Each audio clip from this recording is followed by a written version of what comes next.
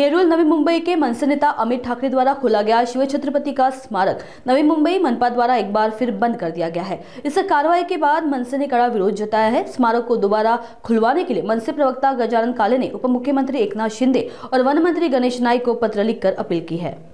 या महाराष्ट्र राज्याचे उपमुख्यमंत्री व ठाणे जिल्ह्याचे पालकमंत्री जुने शिवसैनिक माननीय श्री एकनाथ शिंदे साहेब, या महाराष्ट्र राज्याचे वनमंत्री व जुने शिवसैनिक माननीय श्री गणेश नाईक साहेब, आपल्या दोघांनाही एक अनावृत्त पत्र मी आज समाज माध्यमातून आपल्याकडे पाठवित आहे।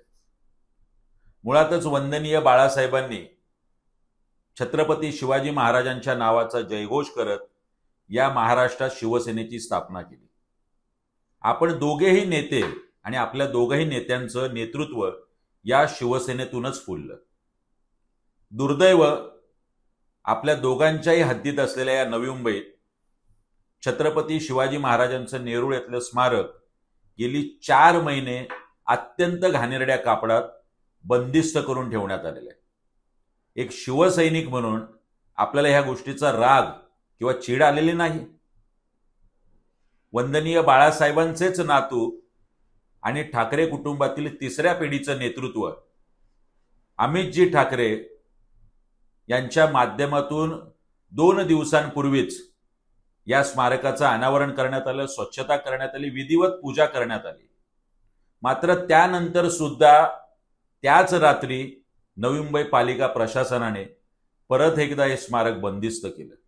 गेली 2 ते 3 दिवस ना तिथे दिवाबत्ती झाली, ना हार झाले, ना स्वच्छता झाली।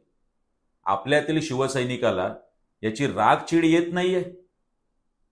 आपल्यातील सच्चा आणि खरा शिवसैनिक शिल्लक असेल तर आपण आपल्या पदाचा तात्काळ वापर करून या पालिका प्रशासनाला जाब विचारा आणि हे स्मारक तात्काळ खुलं करा। ही विनंती या विविध पत्राच्या माध्यमातून मी आपल्याकडे केलेली आहे।